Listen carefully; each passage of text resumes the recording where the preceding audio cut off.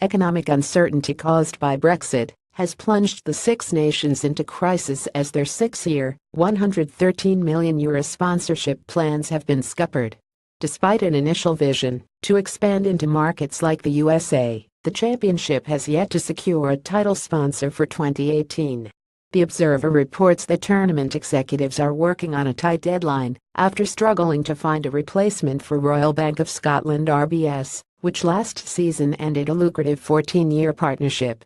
The Six Nations is the biggest sponsorship in world rugby by a country mile, said Chief Executive John Feehan in January. We've been in contact with well over 150 companies, and we're in a very good place. It is not just about being the highest bidder, Feehan continued. We want a sponsor who's actively engaged, not just in Britain, but around the world, and see potential in markets like the USA. However, circumstances have changed significantly with only one offer currently on the table, and it is significantly less than the €12.4 million received from RBS in 2017. The tournament committee met last week and decided a new deal must be agreed by October. While there has been interest from potential sponsors, there is concern that further delay could lead to the only offer being withdrawn. If the Six Nations begins without a sponsor on February 3, when Ireland go to Paris, IRFU finances would suffer badly. The union announced a deficit of €2.8 million for the 20,162,017 season, the first time there's been a shortfall since 20,072,008.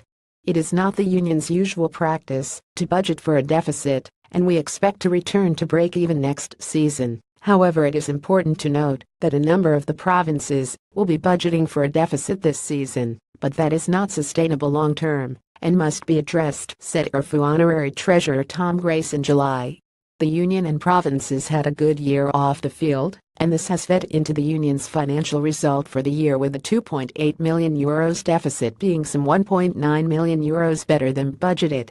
The combination of prize money and an increase in sponsorship contract amounts outweighed the negative impact of exchange rates on Six Nations broadcasting income. However, that prize money could dip considerably in 2018. Companies are often reluctant to become involved after a long-serving backer exits, and it was a constant struggle for RBS to have the media to include its sponsorship when talking or writing about the tournament. Also, the market in sport has tightened after a period of boom. Premiership Rugby failed to find a replacement headline sponsor for Aviva this season after a long search. The company agreed to carry on for another year, but for a heavily discounted price, believed to be a 30% reduction, and the fears of some unions in the Six Nations is that far from securing a bumper package, they will be fortunate to even match the amount RBS paid. If no firm offer is forthcoming in the coming days, the instruction from the Six Nations Committee is to take the one offer on the table and accept the drop in revenue. Meanwhile, the return of Leinster's touring Lions Jack McGrath and Robbie Henshaw, along with Devon Toner and Wallaby international Scott Fardy, is expected to be offset by Ison Asiwa facing a period on the sidelines.